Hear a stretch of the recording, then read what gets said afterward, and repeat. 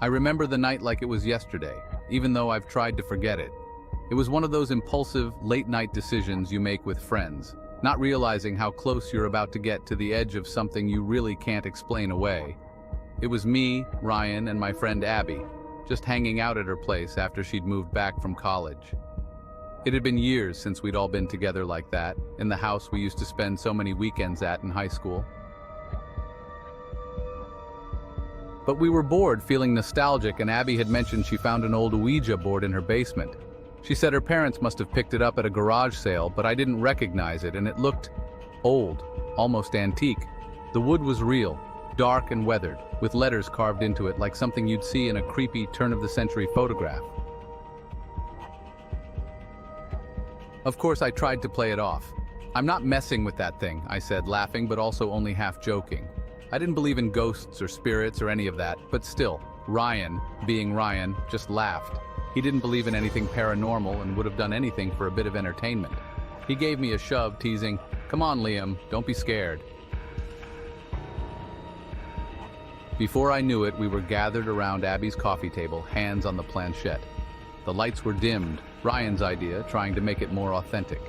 We went through the usual motions, starting with the kind of silly, overdramatic questions you see in movies. "Is anyone here with us?" Abby asked, half smiling. Nothing happened at first, which was exactly what I expected. But the longer we sat there, the stranger the silence felt. I couldn't shake this creeping feeling that we'd crossed some line, that we were doing something we shouldn't be. After a few minutes, we were ready to give up. Ryan was already making jokes, saying we should ask the board what it thought about his dating life. I rolled my eyes, just about to pull my hand away, when the planchette moved, slowly, shakily, but it moved. I was sure Ryan was messing with us, and I told him so, but he swore it wasn't him. Abby looked pale, like she wasn't sure what to think. "Fine, I'll bite," I muttered, trying to stay skeptical, but feeling my heart race anyway. "Who are you?" The planchette moved again, a slow, deliberate slide to the letters Larry. Abby gasped. Larry was her dad's name. He'd died in a car accident when she was 12. I looked at her, and she looked genuinely shaken. But I couldn't help myself. I had to keep going. Maybe some part of me still thought it was a trick, or maybe I just couldn't stop once I'd started. "Larry, is that really you?" I asked, feeling ridiculous. But at the same time, I couldn't ignore the weird, heavy feeling settling over the room. The planchette moved to YES. I looked at Abby, trying to read her expression. Her hands were shaking, and she looked like she was about to cry. Ryan shifted uncomfortably, glancing between us. I could tell this was getting real for him, too, despite all his jokes. "Abby," I whispered, "maybe we should stop." But she shook her head. "Just one more question. I just need to know." She took a shaky breath, her fingers barely touching the planchette. "Dad, if it's really you, where did we go on our last trip together?" The planchette moved, slowly, deliberately, spelling out MAINE. Abby's hand shot to her mouth, her face going pale. That was it. The summer before he died, he'd taken her and her mom up to Maine. She never talked about it, never. Ryan, who looked genuinely freaked out now, muttered, This isn't funny anymore." I agreed. My gut was screaming at me to stop, but Abby looked up, her eyes wide, desperate. She'd always had a hard time with her dad's death, and in that moment, she looked like she was on the edge of something, some feeling that had been buried for years. But then, before we could decide whether to go on, the planchette moved on its own, swiftly, almost angrily.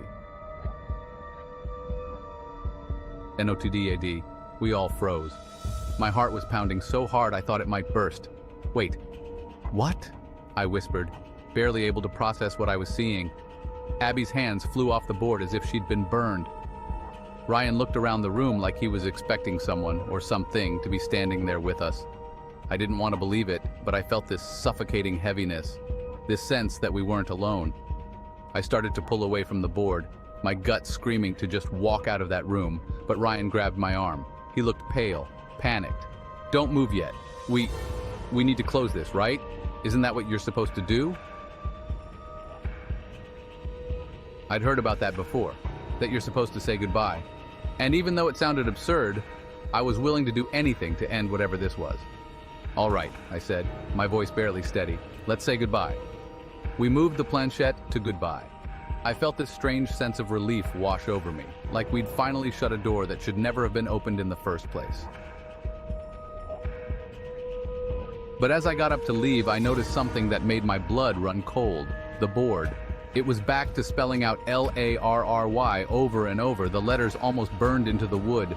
I couldn't look away, but I could feel something was wrong.